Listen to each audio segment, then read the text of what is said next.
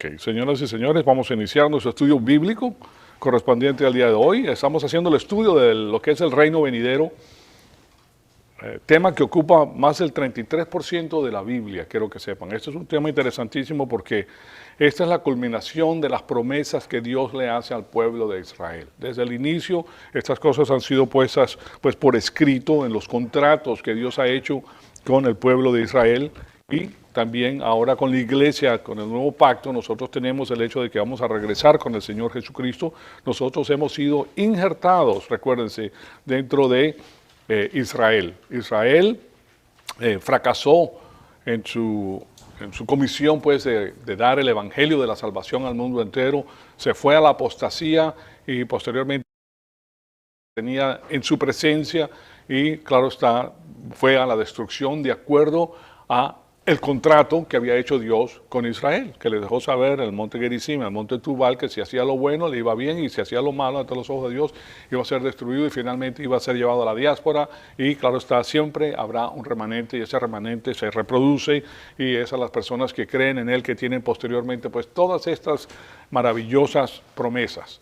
Entonces, nosotros estamos haciendo este estudio, estamos haciendo el estudio de lo que va a suceder en el transcurso, no solamente de la iglesia, sino que posteriormente cuando regresa el Señor Jesucristo a la faz de la tierra. Y lo que hemos estado haciendo es viendo la posición que tienen estos teólogos del reino ahora, los amilenarios, que dicen que no va a haber un milenio, que Jesucristo no va a venir, que eso es un asunto que ya se concluyó en la primera venida del Señor Jesucristo, y que le han enseñado a la iglesia ese tipo de información. De esa manera se han llevado a millones de personas dentro de la iglesia a un lugar donde no tienen crecimiento espiritual. Porque si tú no tienes un norte, pues no sabes hacia dónde te diriges. Y el asunto es que esto causa un gran problema dentro de la iglesia y Satanás logra su objetivo de robarle la segunda herencia a millones y millones de cristianos, señoras y señores. Entonces nosotros como embajadores de Cristo tenemos que tener esta información a flor de piel. Nosotros necesitamos saber estas cosas, nosotros necesitamos saber las posiciones que existen en el otro lado. Les garantizo que la mayor parte de las iglesias no la tienen. No solamente la gran iglesia, que es la iglesia católica, que es la más grande, sino la ortodoxa también. Muchas iglesias evangélicas no lo tienen esta información. ¿Por qué? Porque no la estudian y no la sacan, no la presentan. Si se reúnen una vez a la semana, pues no es suficiente. Están muy involucrados en el asunto del dinero, de mantener la iglesia con eso. O sea que hay otras iglesias que sí, son muy pocas, quiero que sepan, son pocas, pero las hay. Existen iglesias que sí enseñan lo que son estas cosas. Ahora, ¿por qué es necesario? Porque nosotros somos los embajadores de Cristo. Nosotros tenemos que conocer la verdadera política de nuestra patria celestial, si se dan cuenta, y esto es parte de este conocimiento. Entonces, la pregunta que nos hemos venido haciendo es ¿por qué hay personas que dicen que el reino de Dios está presente el día de hoy? Porque a eso han llegado, a esa conclusión han llegado de que el reino está presente el día de hoy, que tú no tienes que estar buscando un reino venidero porque eso ya no existe, ya Israel fracasó y ya Israel pues no está ya a la vanguardia más y las promesas esas no son para Israel sino son para la iglesia ahora. O sea que lo primero que hacen es ponen a Israel a un lado y después ellos, una vez que lo pones a un lado entonces lo suplantas. ¿Sí se dan cuenta? Y entonces proponen ellos el punto de vista que ellos desean tener para mantener las riendas de toda una población cristiana, católica, si le quiere decir de esa manera, que es universal. Entonces, nosotros estamos viendo eso. Pues pasamos revista en lo que hemos visto hasta el momento y lo primero con lo que nos topamos nosotros es con el asunto de la hermenéutica complementaria, porque tienen que basarse en algo para poder proyectar ese tipo de punto de vista, como comprenderán, y tienen que tener un sistema, y el sistema está anclado en la hermenéutica complementaria. Hemos visto que este es el atentado, y aquí les voy a poner estos diferentes logotipos, si les quieren decir de manera, símbolos de lo que es el sistema cósmico de Satanás. Y este es el que impulsa todas estas cosas, no solamente dentro, sino fuera de la iglesia. Más que todo dentro de la iglesia, nuestro Señor Jesucristo nos advirtió a nosotros a través de las parábolas de la semilla del sembrador. ¿Se recuerdan estas parábolas que él dio?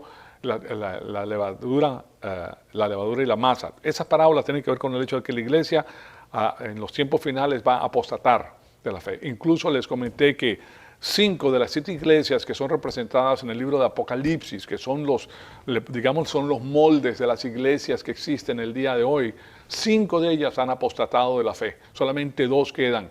y generalmente no son iglesias que están en franquicias. Y yo le digo esto de la franquicia porque cuando se habla de la franquicia estamos hablando de una organización central que dirige miles de ¿cómo le dice? Sucursales, si les puede decir de esa manera. Miles de sucursales y todas las sucursales tienen que tener, están cortadas con la misma tijera, tienen que tener las mismas reglas, las mismas normas. Lo mismo que pasa con McDonald's, por ejemplo, que te comes un McDonald's aquí y vas a California y es el mismo McDonald's con las mismas papitas fritas, con todo igual. O sea, tiene que regirse por una serie de dogmas y una serie de cosas que ellos hacen para mantener su calidad, pues, según ellos. Lo mismo pasa, pues, con estas iglesias que son cortadas desde el Vaticano en lo que concierne, pues, a la Iglesia Católica o en las iglesias grandes también. Todas tienen ese corte y son lo que se predica en las iglesias. Eso no lo diseñó Dios. Dios diseñó la iglesia local. ¿Cómo saben eso? Porque Dios es el que da el don de pastor y maestro.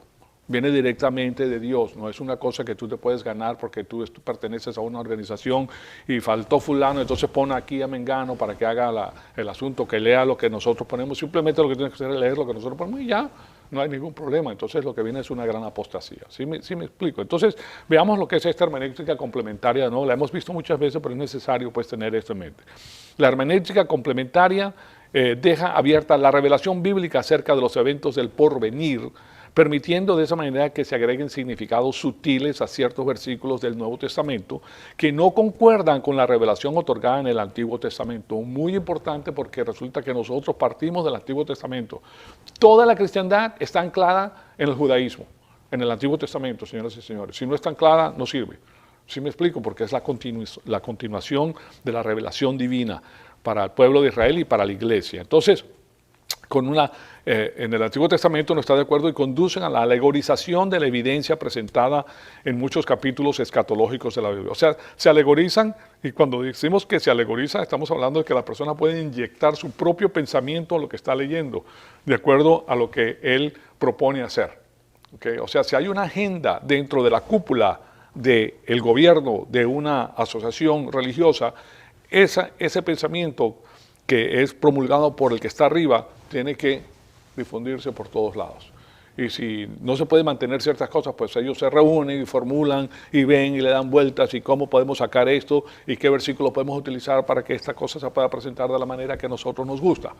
¿Se dan cuenta? Entonces, claro está, eso causa la descarrilación completa de lo que es la iglesia. Se convierte, pues, en una iglesia basada en el lucro monetario, que es el dinero, es con lo que Satanás mueve el mundo. ¿Okay? Ahora, no significa que nosotros no podemos tener dinero, porque nosotros somos embajadores aquí y necesitamos hacer lo mismo, pero no es lo que a nosotros nos guía.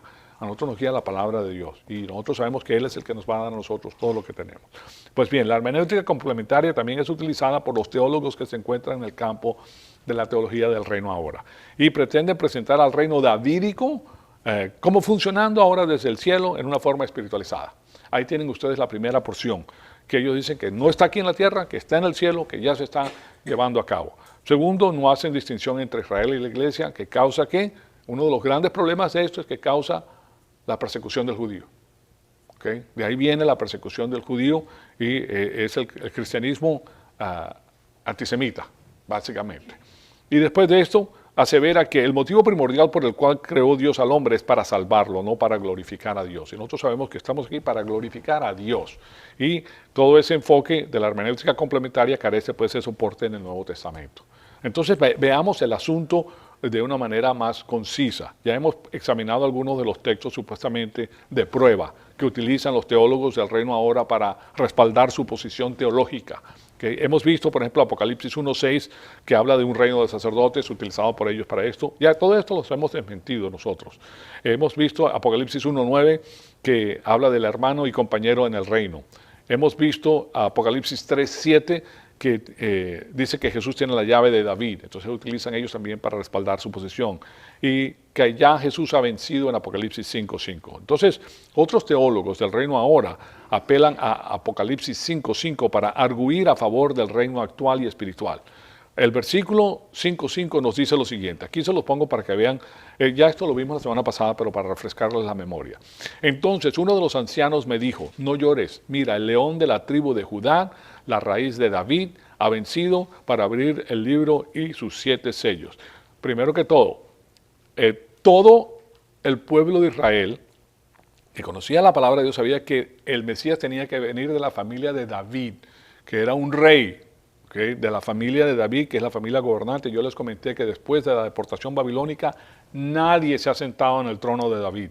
Se va a sentar en el trono de David el hijo mayor de David, que es el Mesías, que es el Señor Jesucristo.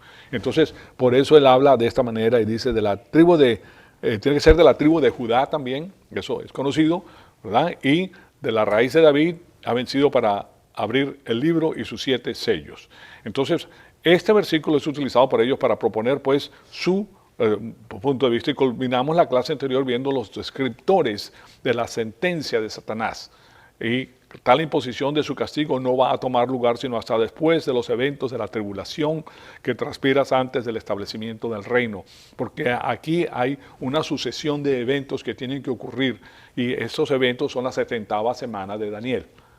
¿Por qué? Porque está escrito, o sea, en el Antiguo Testamento se habla de la 70ª semana de Daniel, que es la semana de la desesperación, pues, de Israel.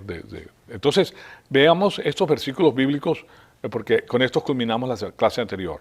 En Apocalipsis 12:9 nos dice: y fue arrojado el gran dragón, la serpiente antigua, que se llama el diablo y Satanás. Y les comenté que aquí es la primera vez que aparece el nombre del dragón y la serpiente vinculado con Satanás en el jardín del Edén. Que aquí no aparece en la Biblia en ningún otro lugar, sino aquí en el libro de Apocalipsis, lo cual también verifica el libro de Apocalipsis. Lo hace por eso también, para que la gente sepa que sí hay un descriptor y te deja saber qué es. Entonces, y fue arrojado a la tierra y sus ángeles fueron arrojados con él a la tierra. O sea que vienen aquí ahora a hacer de las suyas. Yo oí una gran voz en el cielo que decía: ahora ha venido la salvación, el poder y el reino de nuestro Dios y la autoridad de su Cristo, porque el acusador de nuestros hermanos es el que los acusa delante de Dios día y noche, y ha sido arrojado. Entonces, aquí ustedes ven que se contesta esto con el hecho de que ahora ha venido la salvación, el poder y el reino de nuestro Dios y la autoridad de su Cristo, porque es después de este evento que viene el Señor Jesucristo a gobernar a la faz de la tierra. No lo está haciendo desde el cielo. En Apocalipsis 20, 2 y 3, aquí Apocalipsis 20, fíjense que no lo puse, pero se los digo. Tengo Apocalipsis 19, 12, 9. Sí, el 20 no lo tengo, pero se los voy a dar. Prendió al dragón, a la serpiente antigua. Este es Apocalipsis 20, del 2 al 3. Apocalipsis 20, del 2 al 3.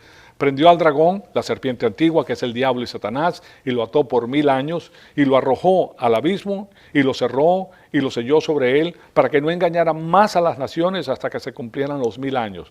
Después de esto debe ser desatado por un poco de tiempo. Ahí vemos pues que durante el transcurso del reino milenario Satanás está atado, y yo les he puesto en la pantalla, en el pizarrón, los 3 enemigos que tenemos, que es el mundo, Satanás y la carne. Pues Satanás va a estar atado por 1000 años. Tenemos solamente en la faz de la tierra, tenemos al mundo, con lo que ofrece el mundo, y la carne. O sea que no va a ser un gobierno, un reino perfecto, el reino milenario. ¿Por qué? Porque todavía tiene personas con la naturaleza pecaminosa. ¿Por qué lo hace de esa manera? Para enseñarle a Satanás que el hombre decide, a pesar de que tenga todo perfecto, que Dios le dé todo lo que le dé, él se va a ir en contra de Dios. O sea que es parte de lo que es el conflicto angélico en el juicio de apelación, en la parte de la presentación de la fiscalía, que es Dios presentando el caso en el juicio de apelación en frente del Padre. Entonces, de ese modo, vemos que mientras que Apocalipsis 5:5 describe la victoria de Cristo en la fase de culpabilidad del juicio, o sea, no está hablando de la fase de la pena del juicio. O sea, primero te encuentran culpable, ¿verdad? Y después viene la pena. Que primero la culpabilidad, después te dicen, esto es lo que vas a tener que pagar, esto es lo que requiere la ley que tú pagues por la transgresión que hiciste aquí. Entonces, de nuevo, mientras que Apocalipsis 5:5 describe la victoria de Cristo en la fase de culpabilidad del juicio, o sea, se encuentra culpable, no está hablando de la fase de la pena del juicio, la cual será lograda con los eventos que rodean el establecimiento del reino milenario futuro, que es los 7 años antes de la venida de nuestro Señor. En otras palabras, mientras que la victoria de Cristo es la etapa de convicción, ya ha transpirado, su victoria en la fase de la sentencia espera la futura llegada del reino. O sea que primero tiene que encarcelarse Satanás, tiene que venir él y entonces tiene que presentar su caso. Ahora, veamos también El contexto. El contexto es muy importante y eso lo podemos ver en Apocalipsis 2 y 3. Ahora, ustedes en esta iglesia ya saben que Apocalipsis 2 y 3 habla de qué. ¿De quién habla Apocalipsis 2 y 3? De la iglesia. O sea, no es escatológico en el sentido de la información que ofrece posteriormente, que habla de los sellos, las trompetas y las copas, todo el juicio que va a hacer Dios contra el mundo y específicamente con la purificación de la casa de Israel. Él va a purificar a la casa de Israel y van a quedar solamente los creyentes en el Mesías y esos son los que van a gobernar con el Señor. Entonces esa es esa fase. Pero aquí estamos viendo el contexto que se encuentra en Apocalipsis 2 y 3, que es la iglesia. Entonces, además de la noción de interpretar cualquiera de estos textos, de Apocalipsis 1, 6, de Apocalipsis 1, 9 y de 5, 5, como si transmitieran una iglesia reinante en el presente, en la actualidad, difícilmente encaja con el contexto inmediato del libro de Apocalipsis. O sea, ellos tienen que hacer una gimnasia hermenéutica para poder estirarlo, para que concuerde lo que ellos están diciendo. ¿Sí me explico? O sea, como les dije anteriormente, si ahora estamos en una forma espiritual del reino davídico, entonces la condición deplorable espiritual de las iglesias en Apocalipsis 2 y 3 es inexplicable, porque nosotros sabemos que Él viene a gobernar con la vara de hierro. Entonces, esta posición de las iglesias que hay, de las 7 iglesias, de los moldes que presentan las iglesias el día de hoy, 5 de ellas están en una gran apostasía, 5 de ellas. O sea que 2 solamente son las que funcionan. Y generalmente estas iglesias que funcionan son las más pequeñitas. Nosotros hemos visto el recuento de que el Señor dice, yo me he guardado 7,000 personas que no han doblado la rodilla a Baal. ¿Se recuerdan de ese dicho? Okay. Él tiene los suyos, el Señor tiene los suyos, no son muchos. Siempre habla de un grupo pequeño que es el que escoge el Señor para hacer la batalla. En los recuentos históricos en Israel habla de eso, ¿okay? Que no necesitas 40,000, no necesitas 10,000, solamente necesitas 300 hombres para ir a la batalla. Y yo voy a dar la victoria para que sepa que la victoria es del Señor. Bueno, lo mismo pasa con las personas que están creciendo espiritualmente. Estas son las personas que están a la vanguardia.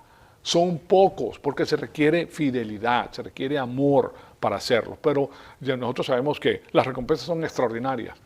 No podemos perder el tiempo en el mundo buscando las cosas de este mundo. Es una locura, es una locura. Fíjense que Dios hace las cosas perfectamente bien. Aquellas personas que buscan desesperadamente esa felicidad aquí en el mundo, teniendo a unos equiparan la felicidad con las riquezas, ¿verdad? La mayor parte de las personas, otros con el poder, otros con su alcance mental en los niveles más altos de su trabajo, de sus empleos, o tú no quieres ser los mejores arquitectos del mundo, los que hacen cosas más extraordinarias, los mejores ingenieros. O sea, ahí se quema la cabeza haciendo eso, o científicos extraordinarios. Cada quien tiene su lugar. A otras personas que quieren ser los hombres que más mujeres tienen, o sea, para ellas esa es la felicidad. O hay personas que quieren comer las mejores comidas del mundo y que van a viajar a todas partes porque van a comer lo mejor de lo mejor. Cada quien tiene su propia cosa que quiere hacer, pero hacer eso te quita el tiempo y te roba la herencia. Una herencia, la segunda herencia que es extraordinaria que Dios te ha dado, si es que crees en el Señor Jesucristo. Pero la mayor parte de las personas que persiguen esta cosa no creen en el Señor Jesucristo, están en la tierra y pues no les interesa. Bueno, de todas maneras nosotros tenemos que ver que son pocos los que están en la iglesia que crecen y que conocen al Señor. Genuinamente, o sea, no porque vengo a la iglesia para conocer una chica o para conocer un chico, no, que eso pasa mucho en estas iglesias apóstatas, que son centros culturales donde la gente va a conocer o que les interesa ir porque fulano y mengano van ahí y quiero hacer el vínculo de negocio con esa persona, el vínculo social, etcétera. Por algún motivo van a la iglesia, pero no es para conocer al Señor, ¿okay? Sino simplemente porque es el lugar apropiado para conocer a una persona y que te vean bajo una buena lupa. O sea, bueno, una persona creyente que va a la iglesia, o sea, ¿me explico? Y de eso hay muchísimo, muchísimo, muchísimo. A eso no me refiero a las personas que verdaderamente estudian la palabra de Dios y quieren conocerla. Entonces, 5 de estas iglesias que se encuentran en Apocalipsis 2 y 3 están en una condición de apóstata. Y de hecho parece ser que la mayor parte de estas iglesias se han separado de Cristo de tal manera que ya no están siendo gobernadas por Él. O sea que ese mismo escenario ciertamente ha transpirado en la iglesia de la Odisea. Yo no sé si ustedes han escuchado hace poquito, estamos hablando de una semana, que hay un grupo de evangélicos que han propuesto, un grupo grande de evangélicos, 100 y pico evangélicos, dirigentes pues, que han propuesto que el nacionalismo es una locura. ¿Okay? Que el nacionalismo lo que hace es destruir al país y lo que hace es darle el poder a los blancos norteamericanos y que hace que haya una desigualdad tremenda. Nosotros en la iglesia sabemos que el nacionalismo es la única manera que se puede llevar a cabo una nación exitosa. ¿Por qué? Porque los 10 mandamientos nos los dejan saber. Nosotros conocemos esto. Entonces, ¿qué están enseñando esa gente con ese tipo de doctrinas? La destrucción. Entonces paras y destruyes. Entonces, claro está, pero creen que es la iglesia, ¿no? Nosotros no estamos de acuerdo con esa posición para nada. Es una posición diabólica. Satanás busca el internacionalismo porque él quiere gobernar desde su sede en Babilonia, pero en estos momentos está haciéndolo pues a través de estas Naciones Unidas con todos lo que proponen. Y todas las personas que tienen dinero que aportan para que eso suceda. Pues de todas maneras, fíjense lo que nos dice Apocalipsis 13, 14. Apocalipsis 3 del 14 al 22. Ahí lo tienen en la pantalla. Y escribe al ángel de la iglesia de la Odisea, el Amén, el testigo fiel y verdadero, el príncipe de la creación de Dios, dice esto: yo conozco tus obras, que ni eres frío ni caliente. Ojalá fueras frío o caliente. Así, puesto que eres tibio, ni frío ni caliente, te vomitaré de mi boca, porque dices, yo soy rico, me he enriquecido y de nada tengo necesidad. Y no sabes que eres un miserable y digno de lástima, y pobre, ciego y desnudo. Te aconsejo que de mí compres oro refinado por fuego para que te hagas rico. El oro refinado es la palabra de Dios. Y dice, y vestiduras blancas para que te vistas y no se manifieste la vergüenza de tu desnudez. ¿Dónde? En el tribunal de Cristo. Está hablando con la iglesia, está hablando con creyentes.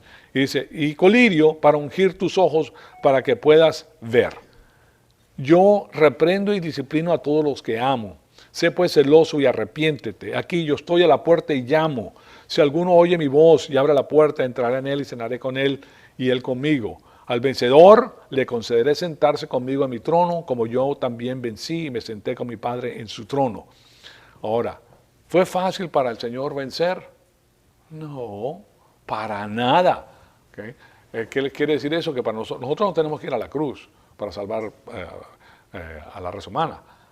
Dios tiene un plan para nosotros que es específico, pero lo tenemos que luchar. ¿Es fácil? Bueno, no, porque tienes 3 enemigos que están, siempre en contra de ti.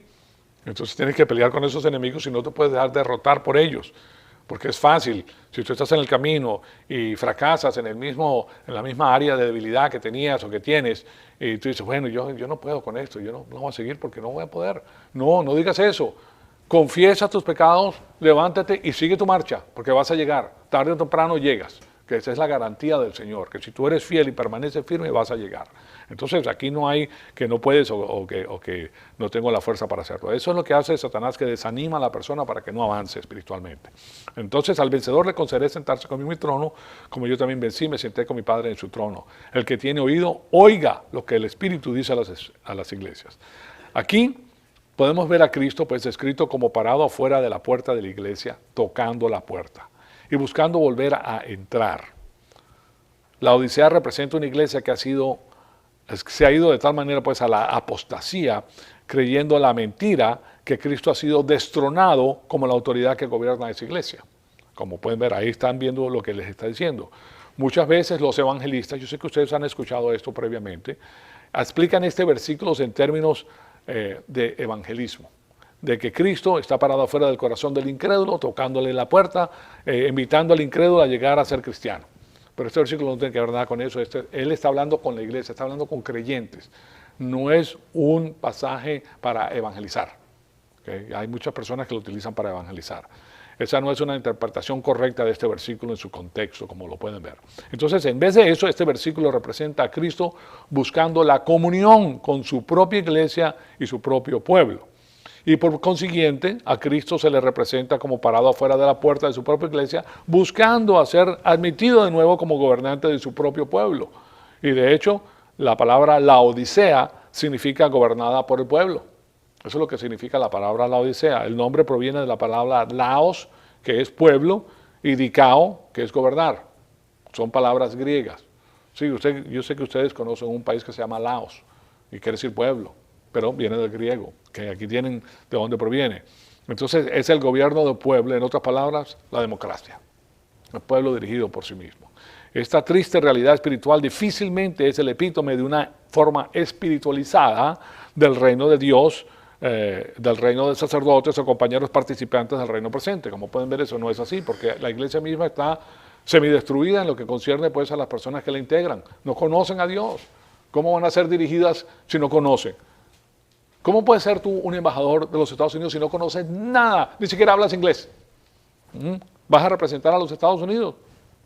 Si no sabes nada de los Estados Unidos, ¿cómo lo vas a representar? ¿Sí me explico? Entonces, estas personas en Netflix no conocen a Dios. ¿Cómo lo van a representar? ¿Cómo van a ser los embajadores? Somos embajadores, pero ¿cómo vamos a ser los gobernantes en estos momentos en la faz de la tierra? No puede ser. Aquí lo único que está gobernando en la faz de la tierra políticamente es la iglesia que tiene sede y tiene un país, y tiene, o sea, es un país en sí, es un estado que tiene la sede en Roma. O sea, es un estado separado de Italia, o sea, ellos se dirigen a sí mismos y eso va en contra de la palabra de Dios. Entonces, por eso vemos esto que estamos estudiando. En otras palabras, democracia es lo que tienen ellos y nos damos cuenta de que no puede ser que los creyentes sean los que están dirigiendo la faz de la tierra en este momento. Entonces, para resumir, ninguno de estos pasajes de las epístolas generales o del libro de Apocalipsis, que son continuamente citados para respaldar la teología del reino, ahora demuestran convincentemente que el reino está presente el día de hoy. No lo hacen, fallan, fracasan en su intento. Entonces, ahora veamos argumentos misceláneos de los teólogos del reino ahora, porque ya les he presentado una serie de versículos bíblicos en todo el Nuevo Testamento. Hasta el momento hemos visto y examinado los libros típicos provenientes de los evangelios, del libro de los Hechos, que es el histórico, de las cartas de Pablo, de las epístolas generales y del libro de Apocalipsis. Eso tiene los 26 libros de la Biblia, del Nuevo Testamento. Pero hasta el momento, ¿verdad? Con la información que hemos estudiado nos damos cuenta de que no estamos de acuerdo con la declaración, de que sí estamos de acuerdo con la declaración hecha por el señor E.R. Craven, que yo les presenté a este señor, se los puse en la pantalla en su discurso, en su libro llamado Discurso de Basilea, que es el reino, ¿verdad?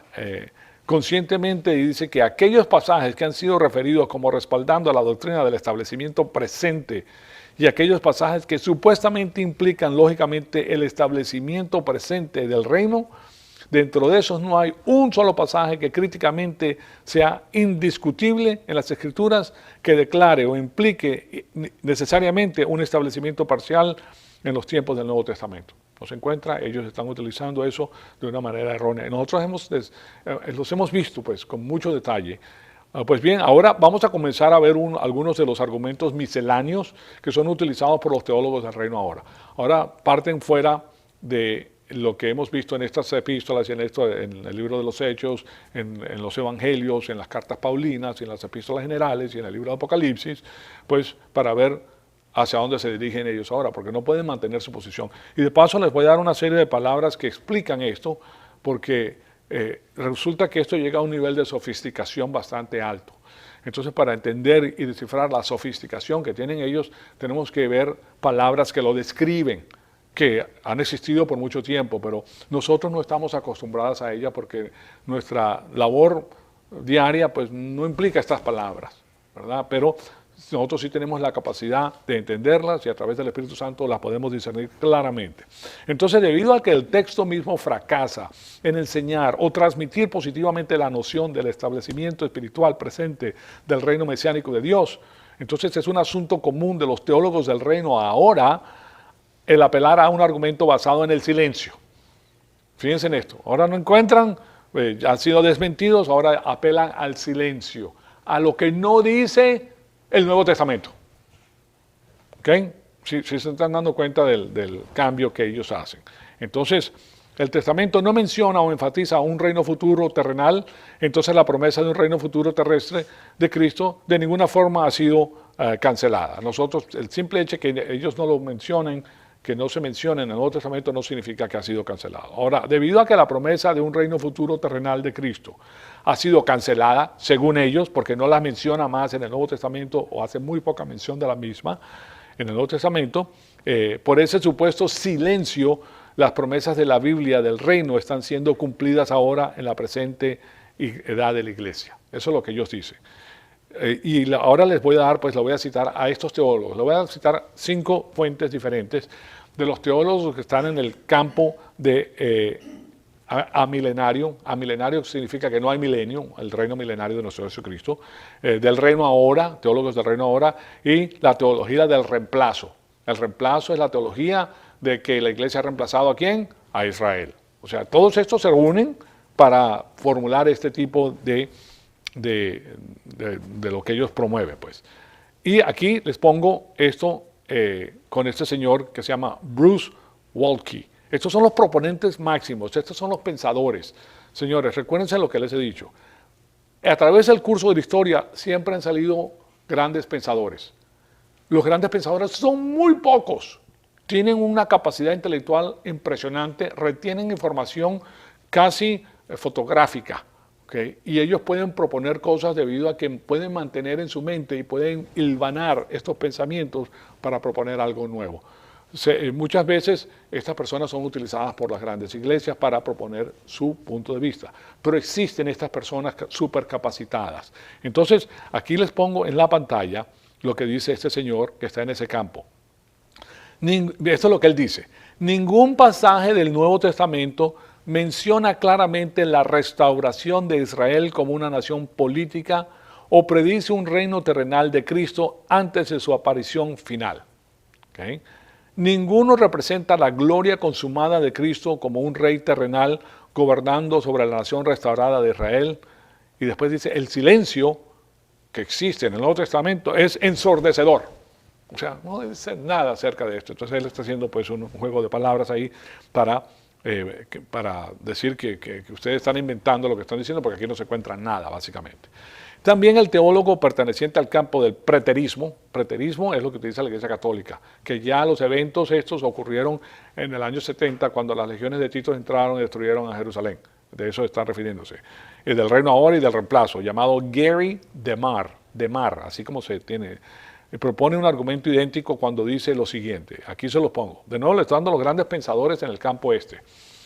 Nosotros como embajadores tenemos que saber, no vas a recordarte quizás del nombre, pero saben lo que ellos dicen. Quizás no te vas a recordar exactamente de lo que ellos proponen, pero sabes que eso está ahí. Gary DeMar dice, ¿dónde se encuentra esa super señal en la Biblia? No en el Nuevo Testamento. No hay ni un solo versículo en todo el Nuevo Testamento que diga algo acerca de que Israel de nuevo va a llegar a ser una nación.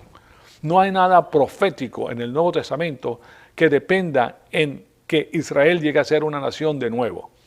Si el llegar a ser Israel una nación de nuevo es una señal tan significativa, entonces ¿por qué el Nuevo Testamento no la menciona específicamente? Fíjense que los argumentos son fuertes, son personas, aquí parece que estuvieras hablando con un abogado, pues que busca y él saca de argumentos que parecen a primera vista muy poderosos. Hay otro señor del reino ahora que se llama Colin Chapman, y aquí se lo pongo porque él dice lo siguiente: cuando los escritores del Nuevo Testamento, tales como Juan, vieron el significado de la tierra de Israel, pues, y la nación en el contexto del reino de Dios que llegó a existir en Jesús de Nazaret, fíjense lo que él está diciendo, la conclusión que llegó a existir, o sea, ya existió cuando estuvo el Señor Jesucristo, el Mesías, en la faz de la tierra. Cesaron de ver hacia adelante a un cumplimiento literal de las profecías del Antiguo Testamento de un regreso a la tierra y a la restauración del Estado judío. O sea, que están negando, este es el reemplazo. El único cumplimiento de todas las promesas y profecías ya estaba ahí delante de sus ojos en la persona de Jesús. De la manera que ellos interpretaban el Antiguo Testamento debe ser la norma para la interpretación cristiana del Antiguo Testamento del día de hoy. O sea que ellos se pegan, fíjense cómo se apegan de estas cosas y imagínense esto, si estas personas proponen esto en una iglesia que no conoce la palabra de Dios, ¿qué tan fácilmente se la lleva? Fácil, pues no tienes con qué defenderte, ¿verdad? También el seminario de Knox. Ahora no voy a hablar de Fort Knox, donde se encuentra el oro. Bueno, hay un seminario que se llama el Seminario de Knox, que es de este campo. Ellos recurren al mismo argumento de acuerdo con un documento titulado La Carta Abierta a los Evangélicos del Seminario Knox, que dice lo siguiente, y aquí les pongo la cita también, del Seminario Knox. Instructivamente, el mismo Simón Pedro, el apóstol de la circuncisión, no dice nada acerca de la restauración del reino de Israel en la tierra de Palestina. Ningún escritor del Nuevo Testamento prevé una reunión del Israel étnico en la tierra, como lo hicieron pues los profetas del Antiguo Testamento después de la destrucción del primer templo en el año 586. Aquí siquiera hace mención del hecho de que sí se habla de esto en el Antiguo Testamento, ¿verdad? Pero en el Nuevo Testamento no se dice nada. Esto es lo que ellos proponen. Por ende, ellos están haciendo el argumento del silencio. Si no dice nada es porque no va a existir. Porque si es un evento tan importante, ¿por qué no dicen algo? Si ven la lógica atrás de esto, pero se van a dar cuenta que es una lógica falla, y les voy a explicar el por qué. En lo que concierne a los teólogos del reino ahora, los antisionistas cristianos, hay una fuerte fundación de antisionistas cristianos que abrazan este punto de vista, que van directamente en contra del judío, ¿okay? Dentro de la cristiandad. Okay. Dentro del catolicismo ya hemos visto que ha existido por mucho tiempo y a veces cambian como camaleón y cambian de manera de pensar y después lo vuelven a poner, después lo sacan, pero también está metido pues en el campo en ciertos lugares. El proponente de esto se llama Bruce Scott. Él observa lo siguiente, fíjense lo que nos dice. Utilizan un argumento erróneo basado en el silencio para probar su punto. Este señor Bruce Scott es el que desmiente pues la posición que ellos tienen, ¿okay? Y está diciendo por qué lo que ellos están hablando es falso. ¿Okay? Fíjense cómo lo describe. Bruce Scott entonces, utilizan un argumento erróneo basado en el silencio para probar su punto. Asumen falsamente que la posición que tienen de la Tierra Santa es verdad simplemente debido a que los escritores del Nuevo Testamento hablaron tan infrecuentemente acerca de las promesas de Dios concernientes a la tierra de Israel y, la restauración de esta. En una ocasión, cuando fueron confrontados con su argumento basado en el silencio, Gary Berg contestó, es un silencio tan fuerte, o sea, no tenía argumentos, no podía decir eso, no podía argumentar su posición. Entonces yo lo que quiero que vean es que este argumento basado en el silencio ha existido por mucho tiempo, no es una cosa nueva, simplemente que ahora está en la iglesia. Que estos proponentes que están en el campo del reino ahora, los amilenarios, estas personas que están en la teología del reemplazo, ahora lo están utilizando dentro de la iglesia. Pero fíjense, por ejemplo, de lo que significa esto. Y por el bien de esta discusión que estamos teniendo, pues asumamos por un momento que Bruce Waltke, estos son los proponentes del campo de la teología del reino ahora, Bruce Waltke, Colin Chapman, Gary DeMar, el seminario de Knox y Gary Berg están correctos en su evaluación del Nuevo Testamento. Y están correctos en que no dice nada acerca del asunto del gobierno terrenal futuro de Cristo. Vamos a suponer eso. Entonces, la pregunta que nos podemos hacer es, ¿acaso es verdad que el silencio posterior, ¿verdad? El silencio posterior acerca de un tema anterior es lo mismo que la cancelación del anterior? ¿Va a cancelar lo que se dijo anteriormente simplemente porque no se dice nada en el futuro? ¿Okay? Entonces, claro, o sea que no, eso no. Tal manera de pensar representa una falacia, es un error lógico conocido como un argumento del silencio.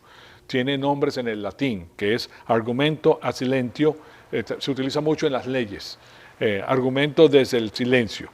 En Wikipedia, si ustedes van a Wikipedia pueden ver este argumento, cómo se perfila. Y yo se los puse aquí para que no tengan que ir ustedes. Dice lo siguiente, el argumento a silentio, argumentum a silentio, argumentum ex silencio.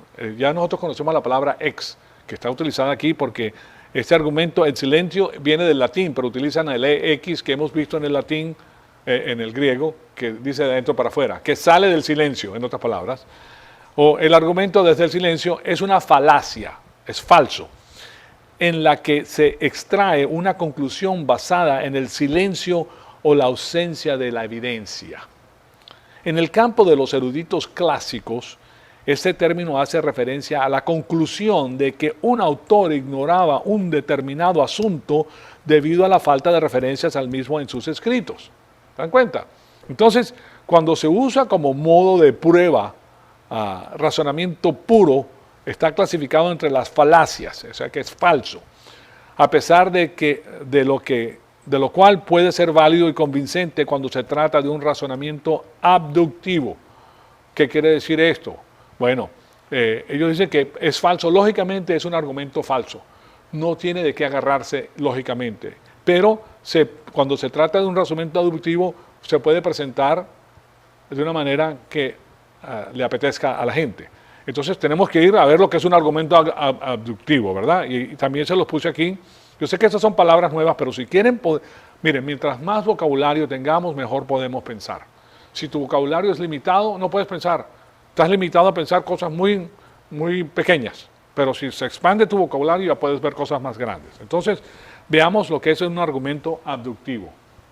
Y es lo siguiente, se refiere a dos conceptos que se relacionan entre sí, pero aún así son diferentes. Bueno, aquí podemos ver los argumentos es de que el reino milenario va a venir y el otro es que el reino milenario no va a venir. ¿Okay? Ambos se refieren a argumentos explicativos.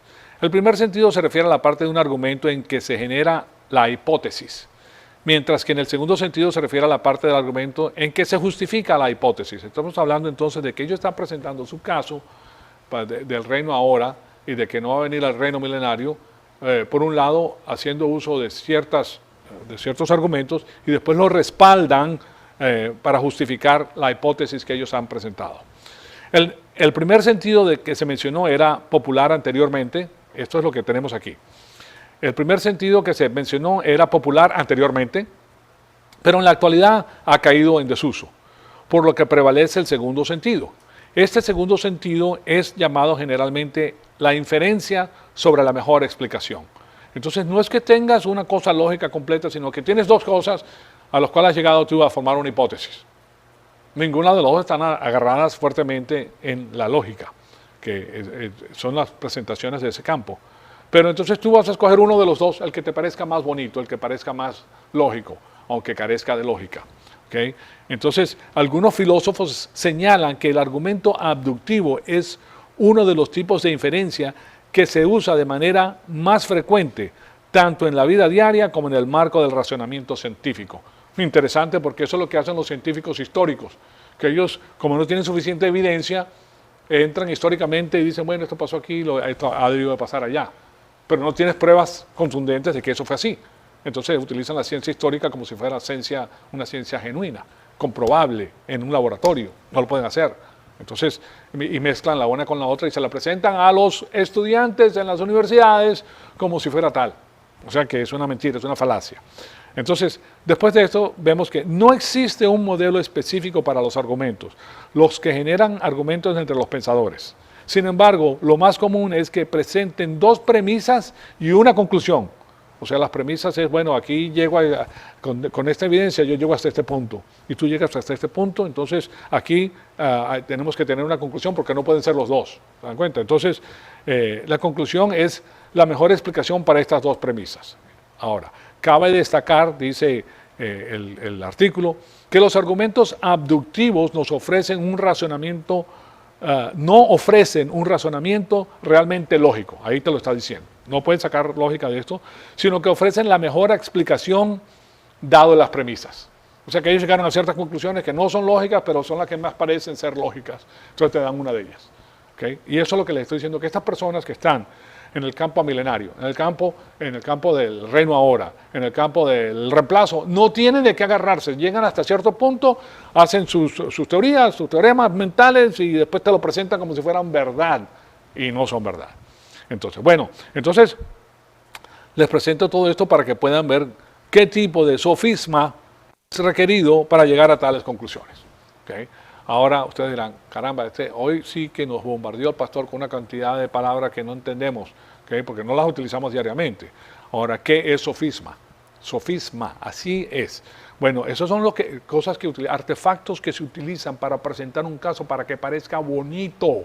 ¿Okay? Es parte de la retórica. La retórica, recuérdense que en los antiguos tiempos en Grecia se explicaba la retórica. No tenías que tener la razón, simplemente tenías que presentar tu caso de tal manera que apelaba a las personas, porque estamos hablando de política. Y con tus argumentos tú te ganabas los corazones de las personas, aunque no fueran verdad, porque la mayor parte de las personas no pueden indagar profundamente ni tienen tampoco la educación de la retórica que ellos han estudiado. Que te usan una palabra con dos significados, pero a ti te parece que el significado tuyo, que es el cual tú perfilas cuando escuchaste el asunto, es el verdadero. Pero la otra persona que perfila las cosas de una manera diferente, escuchó lo mismo que tú escuchaste, pero escuchó otra cosa. ¿Sí se dan cuenta? Y ellos escogen esas palabras para específicamente llegar a la conclusión que ellos quieren. Entonces, ¿qué es sofisma? Bueno, aquí vamos primero, porque todo se lo voy a poner también en la pantalla, para que ustedes, si quieren sacar la fotografía, porque son definiciones que nosotros podemos utilizar. Se conoce como sofisma el argumento o raciocinio falso formulado con la finalidad de inducir al adversario en un error. ¿Okay? Aquí está hablando de un adversario, pero estamos hablando del público en general. Te caes en un error. En cuanto a su etimología, de dónde proviene la palabra, sofisma proviene de la palabra sofista, de origen griego que es sofía, sabiduría. Nosotros tenemos la verdadera sabiduría porque la sabiduría es la aplicación de la palabra de Dios a tu vida. Eso es lo que es la sabiduría.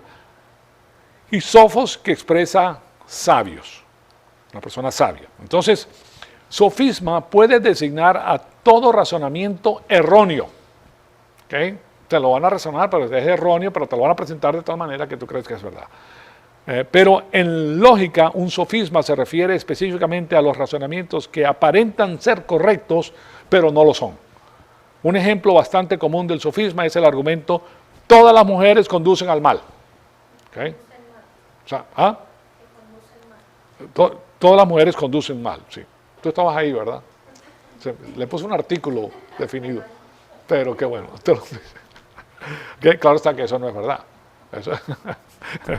Entonces, fíjense en lo que dice después. El sofisma puede ser visto como un silogismo viciado.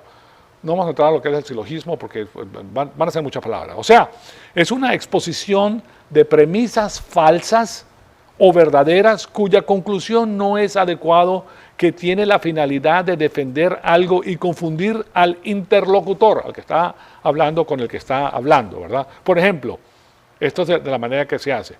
Todos los hombres son mortales. El gato es mortal. Conclusión, los hombres son gatos. ¿Se dan cuenta? Que está utilizando algo similar para llegar a una conclusión errónea. ¿Ok? Entonces, eso es lo que están utilizando. El asunto es que hay que hacer uso de estos instrumentos de retórica para poder llegar a esas conclusiones. O sea que ellos han pasado por un proceso muy elaborado para hacer esta presentación. Ellos han tenido que ver estos versículos bíblicos, y este concuerda con este, han tenido que estudiar, pero cantidad. ¿Okay? Pero cuando llegas a la hermenéutica sana, lo destruye. Entonces, ¿qué hacen? Tienen que ir a la hermenéutica complementaria. Tienes que dejar abierta la parte de atrás para que ellos puedan inyectar su pensamiento a la Biblia y te la puedan presentar como una verdad. Pero carece de verdad. Pero fíjense el problema. Ellos saben que no es verdad, pero ellos saben lo difícil que es comprobar que no es verdad.